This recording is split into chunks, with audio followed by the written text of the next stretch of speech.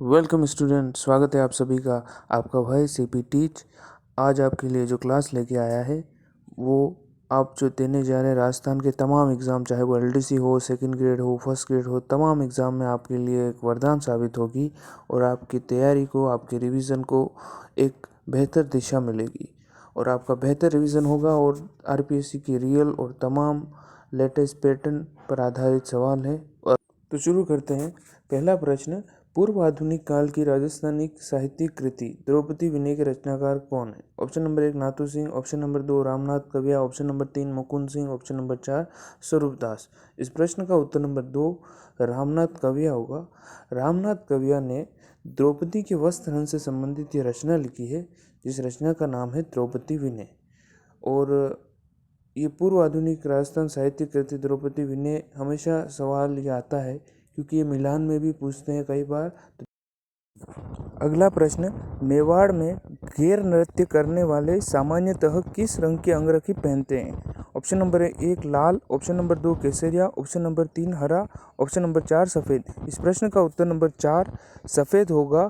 घेर नृत्य मेवाड़ का प्रसिद्ध नृत्य है और घेर नृत्य करने वाले घेरिए लाल पगड़ी, सफ़ेद धोती और सफ़ेद अंगरखी का धारण करते हैं। इस प्रश्न का उत्तर नंबर 4 सफ़ेद होगा। अगला प्रश्न है, निम्नलिखित में से किस कछवा शासक ने दौसा पर अधिकार किया था? Option number 1 Dulah Rai, option number 2 Prithviraj, option number 3 Pajavan Rai, option number 4 Kakil Dev. इस प्रश्न का उत्तर नंबर 1 दुलह राय होगा, जिसने दौसा पर अधिकार किया था।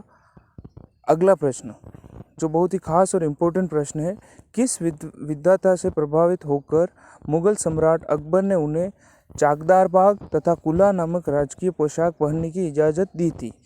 Option number 1 Charandas, option number 2 Vallabhacharya, option number 3 Vitthalnath, option number 4 दादू। इस प्रश्न का उत्तर नंबर 3 विट्ठलनाथ होगा, जो वल्लभाचार्य के पुत्र थे, जिनसे प्रभावित होकर अकबर ने उन्हें चाकदार बाग व कुला नामक राजकीय पोशाक पहनने की इजाज़त दी थी। तो इस प्रश्न का उत्तर नंबर 3 विट्ठलनाथ होगा। बड़ा ही खास और इम्पोर्टेंट प्रश्न है। अगला प्रश्न, अखिल भारतीय देसी राज्य लोक परिषद की शाखा के रूप में राजपूताना प्रांतीय सभा का मुख्यालय कहाँ पर स्थापित है? राजपूताना प्रांतीय सभा या मध्य भारत सभा? Option number 1 Udaipur, option number 2 Ajmer, option number 3 Jaipur, option number 4 Jodhpur. इस प्रश्न का उत्तर नंबर 2 अजमेर होगा। राजपूताना प्रांतीय सभा की स्थापना दिल्ली के चांदनी चौक में हुई, लेकिन इसका मुख्यालय जो है वो अजमेर के अंदर है। बड़ा ही शानदार और खतरनाक प्रश्न है। इस प्रश्न का उत्तर नंबर 2 अजमेर है। अगला प्रश्न है, देश हितैषणी सभा का गठन कहाँ हुआ? Option number 1 Jodhpur, option number 2 Jaipur, option number 3 Udaipur, option number 4 Bikaner. इस प्रश्न का उत्तर नंबर 3 उदयपुर होगा, जहां महाराणा सज्जन सिंह ने 2 जुलाई 1877 को उदयपुर में देश हितैषणी सभा का गठन किया। ये बड़ा ही इम्पोर्टेंट और रिपीट होने वाला प्रश्न है, बार बार पूछते हैं। उदयपुर इसका राइट आंसर। अगला सवाल, खडलाई आश्रम, ये देखिए कथन आरपीएससी के पैटर्न पर। खडलाई आश्रम के बारे में निम्नलिखित कथनों को पढ़िए और सही कुट का चयन कीजिए। कथन नंबर 1, खडलाई आश्रम की स्थापना मोतीलाल तेजावत ने की थी। कथन नंबर 2, खडलाई आश्रम का मुख्य उद्देश्य भील नवयुवकों को नशे के व्यसन से मुक्त करना था। ये दोनों ही कथन गलत है, क्योंकि खडलाई आश्रम की जो स्थापना थी वो मोतीलाल तेजावत ने न करके माणिक्यलाल वर्मा ने की थी। और खडलाई आश्रम की जो विशेषता थी, जो मुख्य उद्देश्य था, वो भीलों से संबंधित तो था, लेकिन उनकी सामाजिक स्थिति और आर्थिक स्थिति और उनके शिक्षा के प्रसार से संबंधित था। तो ये दोनों ही कथन गलत हैं। भीलों में शिक्षा की जागृति फैलाने के उद्देश्य से ये आश्रम, इसका मुख्य उद्देश्य था। तो इस प्रश्न का उत्तर नंबर 1, कथन 1 और कथन 2 दोनों ही गलत। अगला प्रश्न, देलवाड़ा के मंदिर समर्पित है? Option 1 Adinath, option 2 Neminath, option 3 Parshvanath. इस प्रश्न का उत्तर नंबर ए और बी दोनों होगा। आदिनाथ और नेमिनाथ देलवाड़ा के मंदिर से संबंधित हैं, पार्श्वनाथ नहीं। तो इस प्रश्न का उत्तर नंबर ए और बी दोनों होगा। ए और बी कहाँ है देख लीजिएगा। ऑप्शन नंबर 3 ए और बी दोनों राइट आंसर। अगला प्रश्न देखेंगे। अगला प्रश्न है, कोटा नाथद्वारा कांकरोली किस पंथ की पीठ है? Option number 1 Ramanandi, option number 2 Nimbarka, option number 3 Gaudiya, option number 4 Vallabh. इस प्रश्न का उत्तर नंबर 4 बड़ा सा आसान सा सवाल है। वल्लभ संप्रदाय है। नाथद्वारा का श्रीनाथ जी का मंदिर, कांकरोली का द्वारिकाधीश का मंदिर और कोटा का मथुराधीश का मंदिर, ये तीनों ही वल्लभ संप्रदाय से संबंधित है।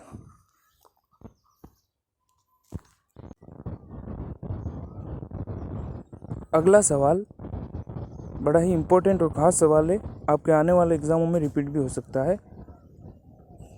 चौहान के द्वारा भटिंडा किले के निम्न में से किस किलेदार को हराया गया? Option number 1 Qutbuddin Hasan Nagauri, option number 2 Malik Ziauddin, option number 3 Mohammad Shah, option number 4 Jalaluddin Shah. इस प्रश्न का उत्तर नंबर 2 मलिक जियाउद्दीन होगा। मलिक जियाउद्दीन जो किलेदार थे।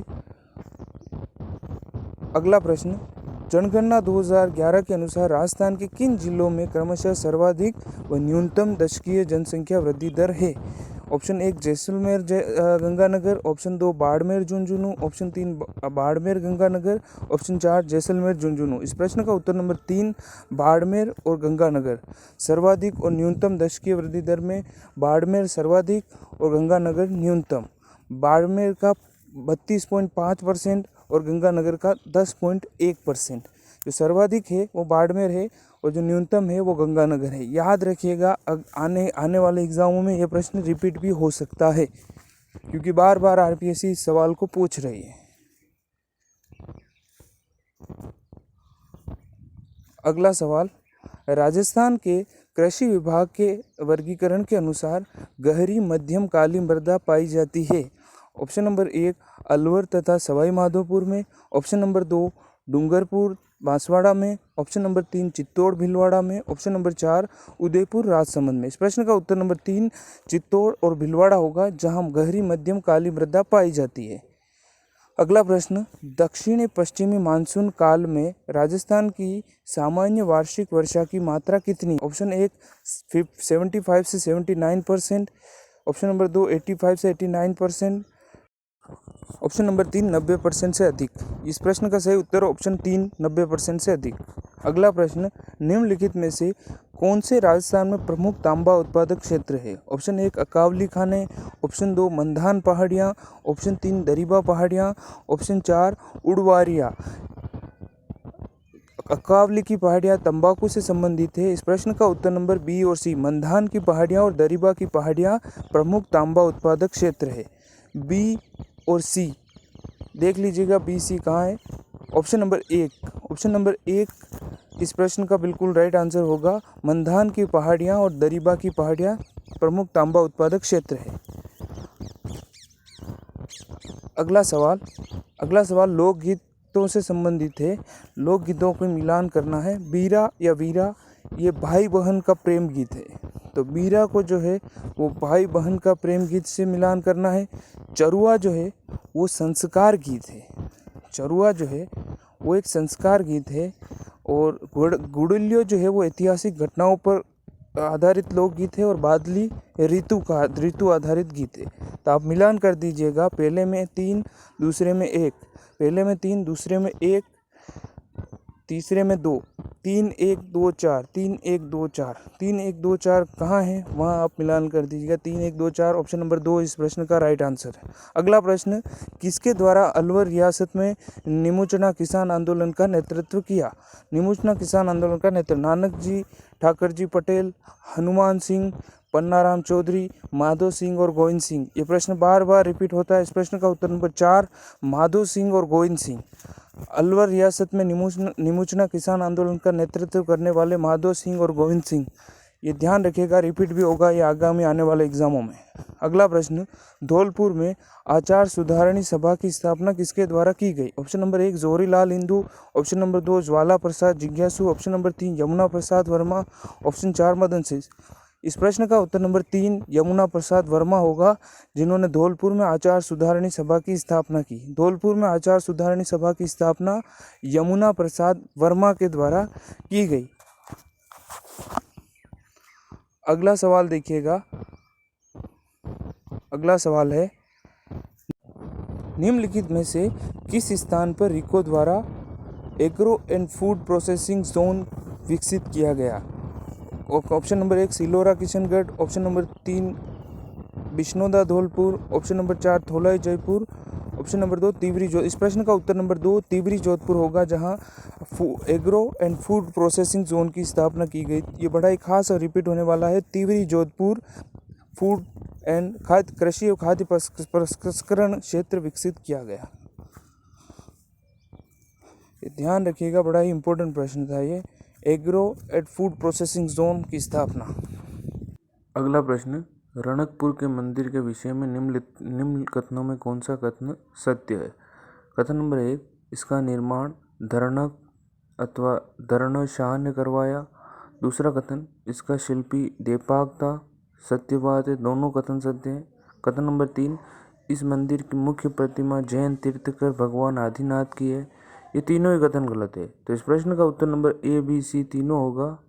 इसका मतलब इस प्रश्न का उत्तर नंबर 2 अ, ब, स सभी, क्योंकि ये धरणक शाह के द्वारा बनवाया गया, कुंभा के काल का, देपाक इसके शिल्पी हैं और ये आदिनाथ को समर्पित है। तो देखिएगा, ये बड़ा ही खास और महत्वपूर्ण प्रश्न है, रिपीट हो सकता है रणकपुर के मंदिर से संबंधित। ध्यान रखिएगा, धरणक शाह, देपाक और जैन तीर्थकर भगवान आदिनाथ। अगला सवाल, राजस्थान की किस चित्रशैली में माथेरान परिवार का योगदान सर्वाधिक माना जाता है? ऑप्शन नंबर 1 जयपुर शैली, ऑप्शन नंबर 2 जोधपुर शैली, ऑप्शन नंबर 3 कोटा शैली, ऑप्शन नंबर 4 बीकानेर शैली। इस प्रश्न का उत्तर नंबर 4 बीकानेर शैली होगा। बीकानेर चित्र शैली में माथेरान परिवार का सर्वाधिक योगदान है और माथेरान परिवार का संबंध जो है वो बीकानेर शैली से है। ध्यान रखिएगा, आगामी परीक्षा में रिपीट भी होगा।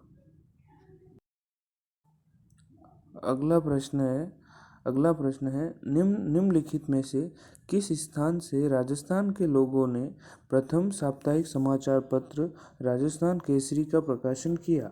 राजस्थान केसरी का प्रकाशन अक्टूबर 1920 में किया गया और ये प्रकाशन जो है option number 1 Wardha, option number 2 Ajmer, option number 4 Beawar, option number 4 Udaipur. इस प्रश्न का उत्तर नंबर 1 वर्धा होगा, क्योंकि राजस्थान केसरी का जो प्रकाशन है वो साप्ताहिक प्रकाशन अक्टूबर 2020 वर्धा